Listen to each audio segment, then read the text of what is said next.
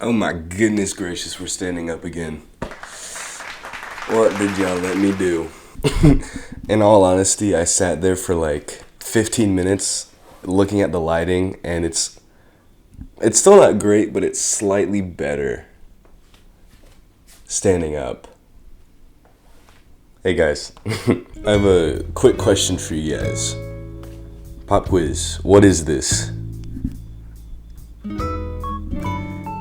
If you said guitar, you're right. Good job. And if you said, well, actually, that's a Tajima Telecast, you get minus points. I'm sorry. I don't make the rules. Guitars are an essential part of music as we know it today.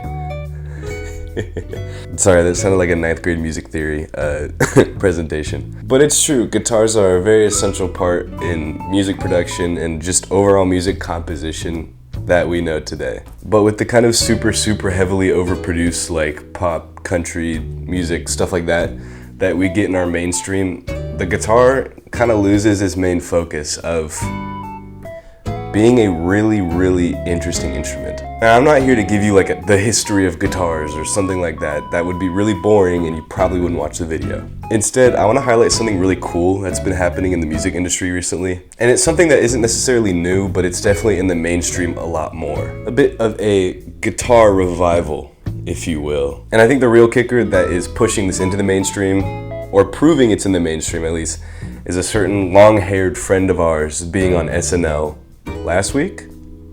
Yeah, last week. You don't know who I'm talking about.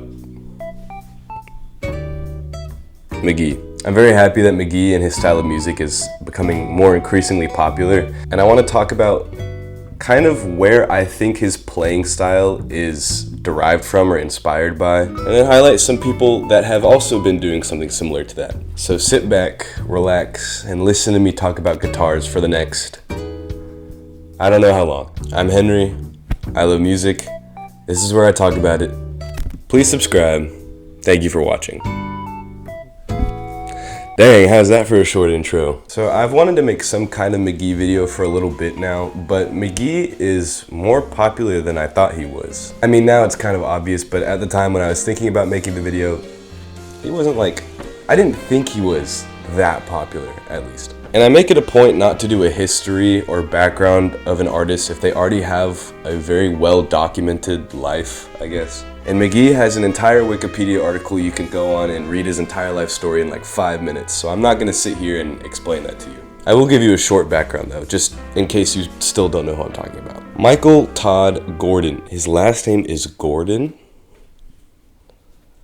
That's kind of awesome. Better known by his stage name Mk.gee, is an American singer-songwriter, music producer, and multi-instrumentalist. His career began in 2017 with the release of his debut single, I Know How You Get. In 2018, he released 2 EPs, pronounced Mk.gee and Fool, followed by his debut mixtape, A Museum of Contradiction, in 2020. In 2024, Gordon released his debut studio album, 2-Star and the Dream Police. Aside from his own work, Gordon has worked as a songwriter and producer with various artists including Dijon, Omar Apollo, Casey Hill, and Fred again. Alright, that's enough of a background, I feel like. So, Mk.gee, Michael. Very talented. As that article said, he's been making music since way before this last album that he released, but his popularity has skyrocketed ever since 2-Star and the Dream Police has released. His combination of his very skilled and intricate guitar playing mixed with this really old school R&B production style that he has, those washed out filters he puts on his guitar, those really cool sparkly keys that he uses. The album is very good, and if you haven't listened to it, please, I urge you to. Not right now after this video. But with the success and popularity increase of this album, I've seen people fawn over the type of play style that Mk.gee has on the guitar. The chords he uses, the finger movement, literally just going absolutely insane on this instrument. And if you still don't know what I mean by that, I'm going to try to explain it as best I can. Now, I don't claim to be a guitar expert. I've played guitar for a few years now, and I still don't think I'm like anything crazy. But I try my best, and I'm going to explain why Mk.gee is like a absolute demon on this thing. Alright, little lesson for you guys. So, as we all know, this thing has 6 strings, right? Each string is a different note. Now, the strings are usually tuned to a certain sequence of notes that we call standard tuning. Now from the lowest string to the highest string, the notes are E, A, D, G, B, and then E again. So that's standard tuning. And if you don't know what that all sounds like, so we got E, so we got E, we got A, we got D, we got G, we got B, and we got E. Oh. I have no idea if that sounded good at all. Well, I'll figure that out in post. But that is normally how a guitar is tuned. Then obviously use your fingers to press down on the strings on different parts of the guitar, and that makes different notes, which leads to all these kind of crazy combinations you can make.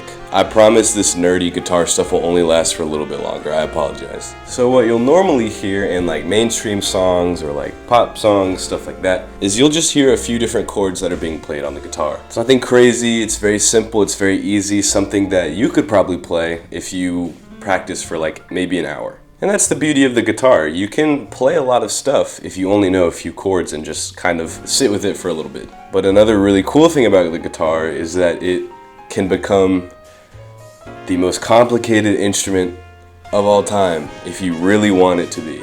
Because standard tuning is not the only tuning you can put onto your guitar. You can turn those dials as much as you want as long as you don't break the string. There's a billion different combinations you can make with all 6 of those, which lead to different chord shapes, different progressions, blah blah blah blah blah blah blah. And whenever you have like really brilliant minds like Mk.gee, they know exactly how to tune their guitar so that certain chords will sound like this, or they know how to move all the fingers around the guitar to make this kind of noise. I know he switches the tuning for his guitar a lot on 2 Star and the Dream Police, but one specific example I want to give is the song How Many Miles. Now, I am very crazy and decided to learn this song as like, I consider myself like intermediate skill level. And if you haven't heard How Many Miles, go listen to it. It sounds easy enough, I guess, but I decided to learn it, and the calluses on my fingers can prove that. But the guitar on that song is not in standard tuning. The way I was able to play it, I tuned the lowest string, the low E string, up to an F, so just 1 note higher, and that allowed me to play the main riff of the song without any other problems. I mean, other than the problem of it being difficult.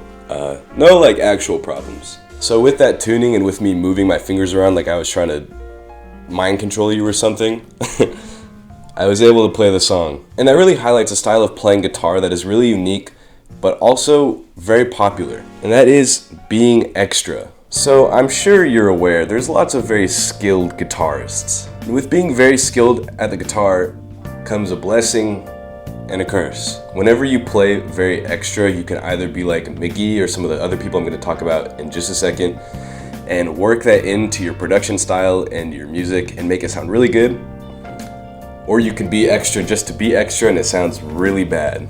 It's like those rich guy versus really rich guy TikToks where the rich guy is like a snob and the really rich guy is like really humble. It's like that. And I know you guys learn. Visual learner, learn by example. I get it, I get it. Let me give you some examples. And probably the best example I have to give you is John Mayer. Now, for the older folks, for the older crowd watching this video, you probably know who I'm talking about. John Mayer was a very popular and successful musician who started in the early 2000s, known for his very similar, like extra and skillful way he plays guitar. His song Neon is very commonly referred to as one of the hardest songs to play on guitar, in a similar way to how Mk.gee plays it. The guitar is tuned differently, the chords are super strange, you're moving your fingers around a ton. It takes a lot of skill. He's also known for his very interesting controversies, but that's not what we're talking about right now. And for you youngins who still don't know who John Mayer was, he made a song with Frank Ocean. Yeah, now he sounds cool, huh? That song was kind of mid. Don't tell anyone I said that though. I want to specifically talk about John Mayer's earlier works. His most recent album was kind of like a pop revival of his style. And while I think it's good, it's definitely nowhere near his other projects. Albums like Room for Squares, Heavier Things, Continuum, but more specifically the live album that he made in 2008. If you can't tell, I'm a really big John Mayer fan. His music is really cool. That whole live performance is on YouTube, and the first part of the show is him playing songs acoustically. And watching him play songs like Neon, Stop This Train, In Your Atmosphere, just highlights so heavily this crazy skilled guitar style that he has. His hand is rarely in the same place for more than like 2 seconds. In Stop This Train, there's one chord where he stretches his hand 4 or 5 frets across, which, if you don't know, is like it's like that full length of my hand right here, from thumb to pinky, is crazy. And if you go and watch that performance, it's very obvious that Mk.gee takes inspiration from that. The way his hands rarely stay in the same place for more than 2 seconds on the guitar. The way he plays the guitar in like a very extra manner, but what he creates still complements every other part of the song. It's such a cool and awesome way of playing the guitar, and I'm so glad that Mk.gee is getting popular, because I'm only 19. I missed all of John Mayer's like early career. So seeing Mk.gee like start blowing up now and looking at how he plays the guitar, it's so cool. It's so cool. I'm such a nerd. Now, I'm not just gonna give you one example. That would be lame, and I wouldn't make the video if I only had one. I also realized that out of like all the people I know, I'm probably the only person that listens to John Mayer. But I know a lot of people listen to this next artist that I'm about to talk about, and the genre is wildly different from what Mk.gee and John make. And that is Adrianne Lenker. Now that's a bit of a curveball, huh? Adrianne Lenker is an American musician. She's the lead vocalist, guitarist, and principal songwriter of the band Big Thief, as well as an established solo artist. Now I know I don't need to explain her to any of you guys, but that's who she is. Now the genre of music that Adrianne makes is very different from Mk.gee and John. She's very much a folk artist. She may take inspirations from other genres, but she is a folk artist. But the really great thing about this kind of style of guitar is that it's not just limited to like the rock genre that we've been talking about. Another thing about Adrianne's music is that you really don't like notice how skilled she is just by listening to the songs. A lot of her songs sound very simple, or sound like easy to play, if you know what I mean. And that was what I thought originally, but what changed that for me was seeing her live. I had the very crazy opportunity to see her live in Austin whenever she was there in June or July. I can't remember. Also, where this shirt is from, it says "Not a lot, just forever," which is the title of one of her songs. But the entire show was an acoustic show. It was just her and a guitar. Literally no one else. Okay, I lied. There's actually 2 guitars, and I'm gonna explain why in a second. Adrianne played a very wide selection of songs throughout her discography and some of Big Thief's songs. But I kid you not, like after every single song, she changed the tuning on one of those guitars. So like one song, she'd have a tuning and she'd be going absolutely crazy, singing her heart out. And then the next song, she'd tune it again and doing more crazy chords. And I'm just sitting there like, again, very similar to Mk.gee and John, where you're changing the tuning a ton on the guitar to make these unique combinations, and you're utilizing your dexterity and your hand-eye coordination to just absolutely shred. But in Adrianne's case, she's using it more in the realm of folk, and it's really cool. The chords she uses sound very homey, very like homestead, if you catch my drift. Very like outdoorsy. Her songs have very minimal production on them, and that's kind of also what helps to give this kind of vibe. But yeah, listening to her songs, it's so crazy. It's so crazy. And I'm so glad she's popular as well, because she just got nominated for a Grammy, if you didn't know. Now, I told you that there was a good and bad side to being this skilled. So let's give a bad example. Okay, when I say bad, not bad, just like not my thing. I'm not like hating on the artist because I think their music is just objectively bad. It's just not my taste. If you enjoy this artist, by all means, keep enjoying them. Music is subjective. Don't let me tell you what not to listen to. I'm sure you are aware of the band Polyphia, or if not, you're aware of their lead guitarist, Tim Henson. And if you're not, I'm sorry. Oh, let me get back on Wikipedia. Polyphia is a primarily instrumental progressive rock band based in Plano, Texas. Plano, Texas? That is dangerously close to where I'm from. Formed in 2010, the group consists of guitarist Tim Henson and Scott Lee Page, bassist Clay Gober, and drummer Clay Asilch. Aislechman.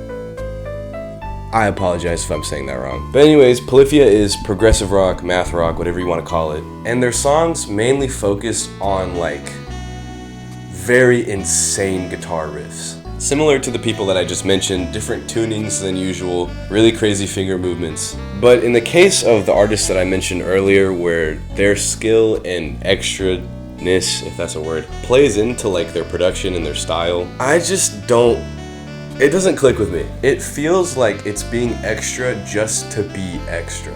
Like instead of working really intricate chords and melodies into your songs, it feels kind of like, oh my goodness, look at how many notes I can play in a 10-second span. Which is very cool, very skilled. I can't do what anyone on Polyphia can do.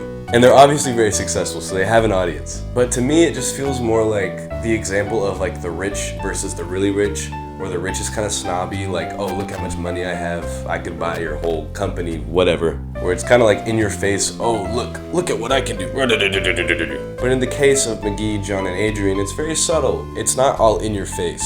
They're flexing on you, but they still shop at Walmart. They have more money than you, but they still get their haircut at Great Clips. That type of vibe, if you know what I'm saying. They're more successful than you, but they still drive a Toyota Camry. No hate on the Camry gang.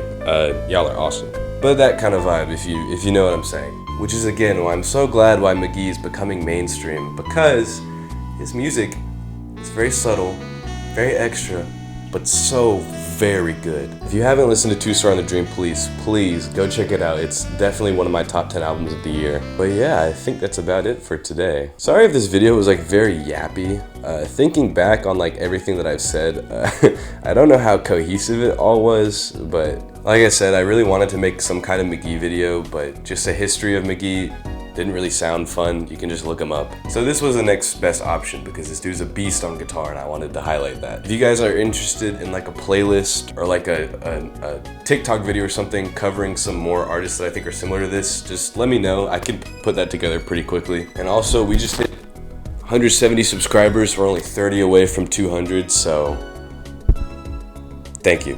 But yeah, that's gonna about do it. I appreciate you guys for watching. If you watched all the way through, drop a like, subscribe, and comment. Someone's calling me, sorry. Goodbye.